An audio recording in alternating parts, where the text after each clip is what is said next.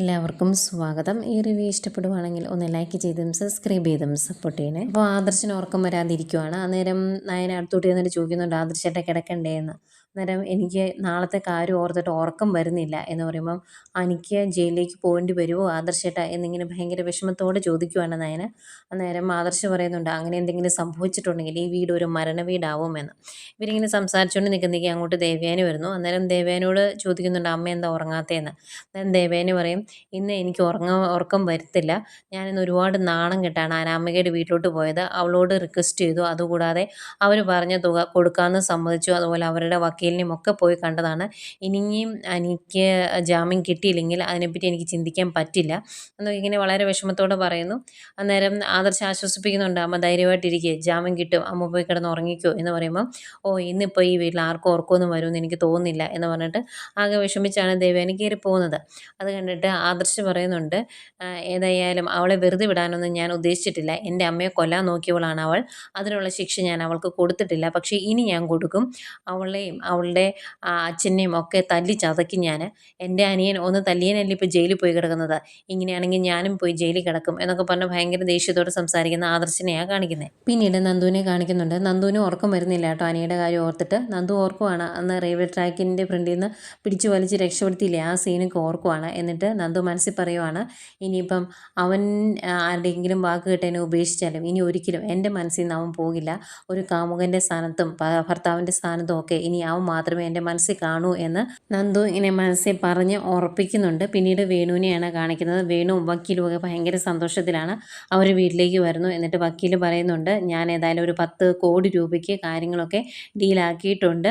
ആ പൈസ നിങ്ങൾക്ക് കിട്ടും. പിന്നെ ഈ കേസുമായിട്ട് മുന്നോട്ട് പോയാലും ഒരുപാട് പൈസയൊന്നും കിട്ടാൻ പോകുന്നില്ല. അവന് ജാമ്യം കിട്ടും. കുറച്ച് ദിവസം അകത്ത് കിടന്നാലും അവന് ജാമ്യം കിട്ടും. പിന്നീട് ഈ കേസുമായിട്ട് നടന്ന് നിങ്ങൾ തന്നെ മടുക്കും. അതുകൊണ്ട് ഇങ്ങനെ ഒരു ഡീൽ ഉണ്ടാക്കിയത് നന്നായി എന്ന് പറയുവാണ്. അന്നേരം വേണു പറയുന്നുണ്ട്, അതേതായാലും നന്നായി. ഇനിയിപ്പം അനന്തപുരിക്കാർ ഞങ്ങൾക്ക് പൊന്മുട്ടിയിടുന്ന താറാവിനെ പോലെയാണ്. അവരെയും കൊണ്ടാണ് ഞങ്ങൾ ഇനി ജീവിക്കാൻ തീരുമാനിച്ചേക്കുന്നത് എന്നൊക്കെ വേണുവും പറയുന്നുണ്ട്. അന്നേരം അനാമിക പറയുവാണ്, അവന് പെട്ടെന്ന് ജാമ്യം കിട്ടുന്നതിൽ എനിക്ക് നല്ല സങ്കടമുണ്ട് എന്ന്.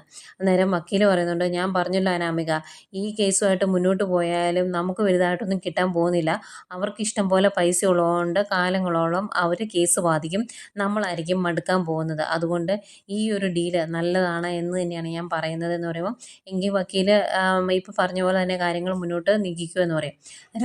വക്കീൽ പറയുന്നുണ്ട്, പൈസ കിട്ടിക്കഴിയുമ്പോൾ ഒരു ഭാഗം എനിക്കും തന്നേക്കണം. ഇനി അതിനു വേണ്ടി ഞാൻ കേസിന് പോകേണ്ട അവസ്ഥ വരരുത് എന്ന് പറയുമ്പോൾ, അങ്ങനെയൊന്നുമില്ല എന്ന് പറയുന്നു. ഏതായാലും വക്കീലും ഭയങ്കര സന്തോഷത്തിലാണ്. വക്കീലങ്ങ് പോകുന്നു. പിന്നീട് കാണിക്കുന്നത് നമ്മുടെ CA സച്ചിദാനന്ദനെയാണ്. അയാൾ നന്ദുവിനെ വിളിച്ചിട്ട് പറയുവാണ്, അനിയും കൊണ്ട് കോടതിയിലേക്ക് പൊക്കോ. അയാൾക്ക് വന്നുണ്ടായിരുന്നു. പക്ഷേ ഇന്ന് DYSP അങ്ങാണ്ട് സ്റ്റേഷനിലേക്ക് വരുന്നതുകൊണ്ട് അവിടെ കാണണം അങ്ങേരെ. അതുകൊണ്ട് അങ്ങേർക്ക് വരാൻ പറ്റത്തില്ല. നന്ദു കൊണ്ടുപോയിക്കോളാൻ പറയുന്നു. എന്നിട്ട് പറയുന്നുണ്ട്, കൂടെ ASI സക്രിയയും കൂടി കൊണ്ടുപോയിക്കോളാൻ. അപ്പോൾ നന്ദു ചോദിക്കും, അതെന്തിനാ സാറേ അയാളെയും കൂടെ കൊണ്ടുപോകുന്നത്? ഒരാൾ പോരെ? ഈ പറയുന്ന അനി വലിയ ക്രിമിനലൊന്നുമല്ല, നമ്മളുടെ കണ്ണ് വെട്ടിച്ച് ഓടി രക്ഷപ്പെടാൻ. അങ്ങനെയൊന്നും ചെയ്യത്തുമില്ല. അതുകൊണ്ട് ഒരാളുടെ ആവശ്യമല്ലേ ഉള്ളൂ എന്ന് ചോദിക്കുമ്പം, അല്ല, ഒരാണിനെ കൊണ്ടുപോകുമ്പോൾ കൂടെ ഒരാണുള്ളത് നല്ലതാണ് എന്ന് പറയുമ്പം നന്ദു പറയുന്നുണ്ട്, അങ്ങനെ ഒരു ആവശ്യം ഉണ്ടെന്ന് എനിക്ക് തോന്നുന്നില്ല.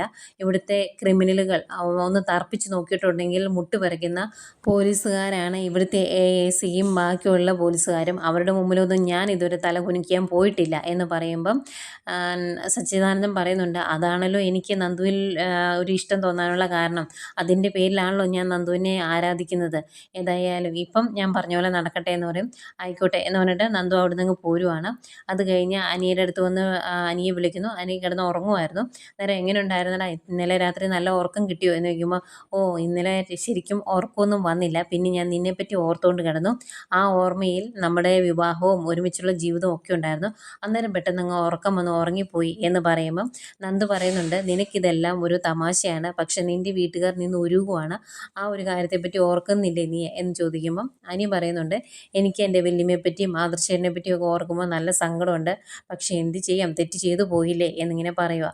അന്നേരം നന്ദു പറയുന്നുണ്ട്, നിൻ്റെ വല്യമ്മ അനാമികയെ പോയി കണ്ടു, വലിയൊരു എമൗണ്ടാണ് ഓഫർ ചെയ്തത്, അതുകൊണ്ടാണ് ഇനിയിപ്പം നിനക്ക് ജാമ്യം കിട്ടാൻ പോകുന്നത് എന്നൊക്കെ പറയുമ്പം അനു പറയുന്നുണ്ട്, വല്യമ്മ അവളുടെ മുമ്പിൽ തല താഴ്ത്താൻ പോകണ്ടായിരുന്നു, അത് ശരിയായില്ല, എത്ര നാൾ വേണമെങ്കിലും ഞാൻ ജയിലിൽ കിടന്നാണ്, എനിക്കൊരു പ്രശ്നവുമില്ലായിരുന്നു, പക്ഷേ അവളുടെ മുമ്പിൽ തല കുനിക്കണ്ടായിരുന്നു എന്ന് പറയുമ്പോൾ നന്ദു പറയുന്നുണ്ട്, നിന്നെ ജയിലിൽ കിടത്താനൊന്നും നിൻ്റെ വീട്ടിലുള്ളവർക്ക് സാധിക്കില്ല, അവർക്ക് കോടികളല്ല കാര്യം, നീയാണ്, അതുകൊണ്ടാണ് അങ്ങനെയൊക്കെ ചെയ്തത്. പിന്നെ നിൻ്റെ കാര്യം പറഞ്ഞിട്ടുണ്ടെങ്കിൽ നിനക്ക് ഇതെല്ലാം ഒരു തമാശയല്ലേ എന്ന് ചോദിക്കുമ്പം അനി പറയുന്നുണ്ട്, എനിക്ക് തമാശയൊന്നുമില്ല, എനിക്കും ടെൻഷനുണ്ട്, പക്ഷേ നീ ഉണ്ടല്ലോ എൻ്റെ കൂടെ എന്ന് ഓർക്കുമ്പോഴാണ് എനിക്ക് ഒരു സമാധാനം എന്നൊക്കെ പറയുന്നുണ്ട്. അന്നേരം നന്ദു പറയുന്നുണ്ട്, ഈ ഒരു സമാധാനമൊക്കെ നിനക്ക് ജാമ്യം കിട്ടാതെ നീ അകത്ത് പോയിട്ടുണ്ടെങ്കിൽ അന്നേരം അങ്ങ് മാറി കിട്ടും, എൻ്റെ മനസ്സിലാണ് തീയാണ്, അവിടുന്ന് അങ്ങനെ നിനക്ക് ജാമ്യം കിട്ടിയില്ലെങ്കിൽ നീ ജയിലിലേക്ക് പോകുന്നു എനിക്ക് കണ്ടു നിൽക്കാൻ പോലും സാധിക്കില്ല എന്ന് പറഞ്ഞിട്ട് സെല്ലീന്ന് അനിയെ ഇറക്കുന്നു, അവരങ്ങ് പോകുന്നു. സമയം ASI സച്ചിദാനന്ദൻ്റെ അടുത്തോട്ട് ചെല്ലും. എന്നിട്ട് സാറേ ഞാനോട് കൂടെ പോകണ്ടേന്ന് ചോദിക്കുമ്പോൾ കൂടെ പോകണം, അവർ പരസ്പരം മുഖത്തോട് മുഖം നോക്കാതെയും കണ്ണെറിയാതെയും ഒക്കെ നോക്കിക്കോണം എന്ന് പറയുന്നുണ്ട്. അന്നേരം സക്കറിയ പറയുന്നുണ്ട്, അതിവിടെയാണെങ്കിലും നടക്കുന്നുണ്ടെന്ന്. അതൊന്നും ഇഷ്ടപ്പെടുന്നില്ല കേട്ടോ CIക്ക്, എൻ്റെ നന്ദു അങ്ങനെയൊന്നും അല്ല എന്നാണ് പറയുന്നത്. എന്തായാലും അതെല്ലാം പറഞ്ഞേൽപ്പിച്ച് അയാളെയും കൂടെ പറഞ്ഞു വിടുന്നുണ്ട്. ഇങ്ങനെ എല്ലാ കാര്യങ്ങളും നടക്കുമ്പോഴും ഭയങ്കര ടെൻഷനിലായിരുന്നു കേട്ടോ ദേവേനി രാവിലെ എഴുന്നേറ്റ് ടെൻഷൻ അടിച്ചിരിക്കുകയാണ്. അന്നത്തേക്കും വേണു വിളിക്കും, എന്നിട്ട് പറയുന്നുണ്ട്, നിങ്ങൾ പറഞ്ഞ കാര്യങ്ങളൊക്കെ അംഗീകരിച്ചത് കൊണ്ട് ഞങ്ങൾ ഇന്ന് കോടതിയിലേക്ക് പോകുന്നില്ല, അവന് ജാമ്യം കിട്ടും. ഏതായാലും എൻ്റെ മോൾക്ക് അവന് ജാമ്യം കിട്ടുന്നതിൽ വലിയ താല്പര്യമൊന്നുമില്ലായിരുന്നു, പിന്നെ ഞാനും രേവതിയും പറഞ്ഞ് അവളുടെ മനസ്സ് മാറ്റിയിട്ടുണ്ട്. ഇനി ഇതെല്ലാം കഴിഞ്ഞ് ജാമ്യം കിട്ടിക്കഴിയുമ്പം ഞങ്ങളോട് പറഞ്ഞ വാക്ക് മാറ്റിയിട്ടുണ്ടെങ്കിൽ കേസ് തീർന്നിട്ടില്ല, ജാമ്യം മാത്രമേ കിട്ടിയിട്ടുള്ളൂ, ഇനിയും കേസ് മുന്നോട്ട് പോകുമെന്നുള്ള കാര്യം മറന്നു പോകരുത്, അതുകൊണ്ട് ഞാൻ പറഞ്ഞ രീതിയിലുള്ള കാര്യങ്ങളൊക്കെ ചെയ്യാനുള്ള നീക്കുപോക്കുകൾ ഉണ്ടാക്കിക്കോണം എന്നൊക്കെ പറഞ്ഞിട്ട് വേണു ഫോം വയ്ക്കുവാണ്.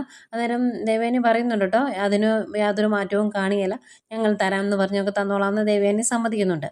ഏതായാലും ഫോൺ വെച്ചതിന് ശേഷം വേണു പറയുന്നുണ്ട്, എനിക്ക് ഏറ്റവും ഇഷ്ടം അവൻ്റെ വല്യമ്മയാണ്, അതുകൊണ്ട് തന്നെ വല്യമ്മയ്ക്ക് അനിയെ ജയിലിൽ കിടത്താൻ യാതൊരു താല്പര്യമില്ലാത്തതുകൊണ്ട് കാര്യങ്ങൾ നമ്മൾ ഉദ്ദേശിച്ച രീതിയിലൊക്കെ നടക്കും. അങ്ങനെ നമുക്ക് 10 കോടിയാണ് കിട്ടാൻ പോകുന്നത് എന്ന് പറഞ്ഞാൽ ഭയങ്കര സന്തോഷത്തിലാണ് വേണു. അന്നേരം അനാമിക പറയുന്നുണ്ട്, അച്ഛൻ്റെ കടമൊക്കെ വീട്ടിയിട്ടേ ബാക്കിയുള്ള പൈസ എൻ്റെ അക്കൗണ്ടിലേക്ക് ഇട്ടേക്കണം, എൻ്റെ പേരിലുള്ള അക്കൗണ്ടിലേക്ക്, അതിന് മാറ്റമൊന്നും ഉണ്ടാകരുത് എന്ന് പറയുമ്പം അത്രയും വേണോ മോളെ, 50-50 പോരെ എന്ന് ചോദിക്കുമ്പം അത് പോരാ, മൊത്തം എനിക്ക് വേണമെന്ന് പറയും. അന്നേരം രേവതി ചോദിക്കുന്നുണ്ട്, എന്തിനാണ് ഇത്രയും ആക്രാന്തം കാണിക്കുന്നത്, നിൻ്റെ വിവാഹം കഴിഞ്ഞു എന്നല്ലാതെ അവൻ്റെ കൂടെ ഒരു ദിവസം പോലും നീ ജീവിച്ചിട്ടൊന്നും ഇല്ലല്ലോ എന്നിങ്ങനെ പറയുക. അന്നേരം വേണു പറയുന്നുണ്ട്, ഇവൾക്ക് ഈ സൗഭാഗ്യങ്ങളൊക്കെ ഉണ്ടാക്കി കൊടുത്തത് ഞാനാണ് എന്ന്. അന്നേരം അനാമിക ചോദിക്കുമ്പോൾ, ഒരു വിവാഹം കഴിപ്പിച്ചതാണോ ഇത്രയും വലിയ സൗഭാഗ്യം എന്ന് ചോദിക്കുമ്പം വേണു പറയുന്നുണ്ട്, പിന്നല്ലാണ്ട് അതുകൊണ്ടല്ലേ ഇപ്പോൾ ഇത്രയും പൈസ കിട്ടാൻ പോകുന്നത് എന്ന് ചോദിക്കും.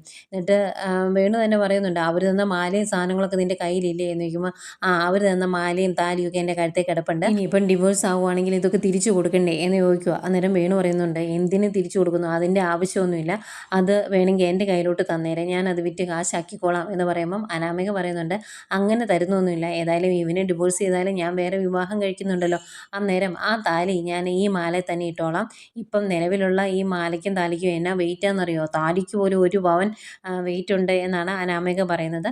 പിന്നെ കാണിക്കുന്ന അനന്തപുരിയിലെ ദേവയാനിയും ജയനും ഒക്കെ സംസാരിച്ചുകൊണ്ടിരിക്കുന്നു, അവർക്ക് ജാമ്യം കിട്ടുമോ എന്നുള്ള കാര്യത്തിൽ സംശയം. അന്നേരം ജയൻ ദേവേനെ ആശ്വസിപ്പിക്കുന്നുണ്ട്, നീ ഇത്രയും എമൗണ്ട് കൊടുക്കാമെന്ന് പറഞ്ഞ സ്ഥിതിക്ക് അവർ കോടതിയിൽ ഹാജരാകില്ല, അപ്പം ജാമ്യം കിട്ടും, നീ പേടിക്കണ്ട എന്നൊക്കെ പറയുന്നു.